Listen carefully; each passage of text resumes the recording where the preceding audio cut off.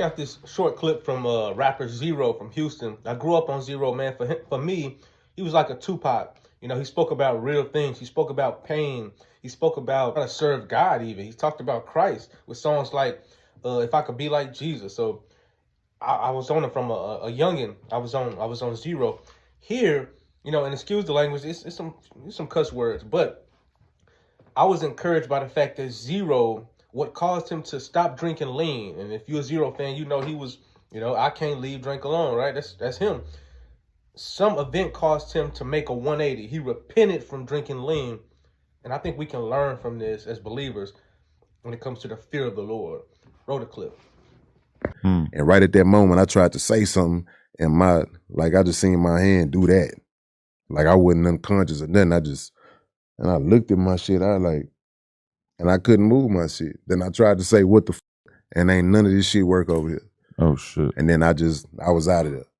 And when I come the back to, I'm trying to tell the people in the room, I'm trying to say, man, I need some water. But all I'm seeing from the inside of myself, and I'm hearing, I think I'm saying I want some water. But I'm like, I ain't got none of my motherfucking motor functions in my face. My mouth ain't saying shit. Wow. And as time went on, it started just on some. It was coming back to, you go through some shit like that, you gonna drink that shit again. Man, look, I went home and poured. I still had gallons of that shit at home. Really? I came back to the crib after that. I poured like, this was at least $30,000-$40,000 worth of syrup down the drain of a fucking kitchen sink. Really? I'm through with this shit. You didn't think about this? I recorded flipping myself on it.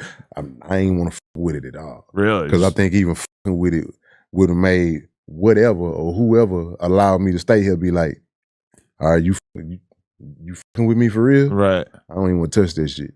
Damn. I'm not even gonna put syrup on pancakes now. Fuck syrup. I'm good. It's crazy. Catch that? Ro basically says when he has these stroke symptoms, you know what I'm saying, where he loses motor function in his face and he sees the effects of what this lean is doing to his body, there's this healthy fear that he got then at that point. He says, you know what? I can't keep doing this. I'm going to leave this alone because it's affecting my life in such a way that it's going to end my life. You know what I'm saying? So he leaves it alone. Adam, the host, asks him then, you didn't even think about flipping the remaining gallons of syrup that you had at the house? He says, I didn't even want to touch it. Why? He says, even me messing with it and engaging with it, he thought it would be a disrespect to whatever or whoever, aka God, allowed him to stay on this planet. In other words, I don't want to receive the grace of God in vain. And that's actually 2 Corinthians 6:1. It says, don't receive the grace of God in vain. How do we do that?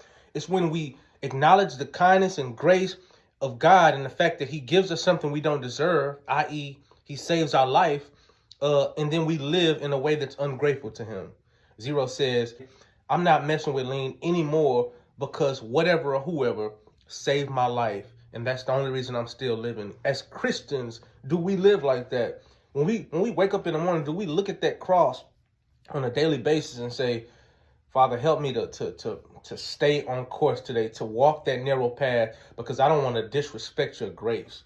It's your boy, Rain. If you like what you heard, subscribe, man. If we could all be like Jesus. If we could all be like Jesus. If I could be like Jesus, I wouldn't curse so much. And I would love life, not trying to leave this earth so much. If I could be like Jesus, I'd have a reason to live. The way I dodge bullets, it's like it ain't the season to live. If I could be like the Lord, then my problems wouldn't matter. No more head busting my guns, they brains wouldn't splatter. When they run up on me, cause I be turning the other cheek. But I be thinking like a devil and packing my heat.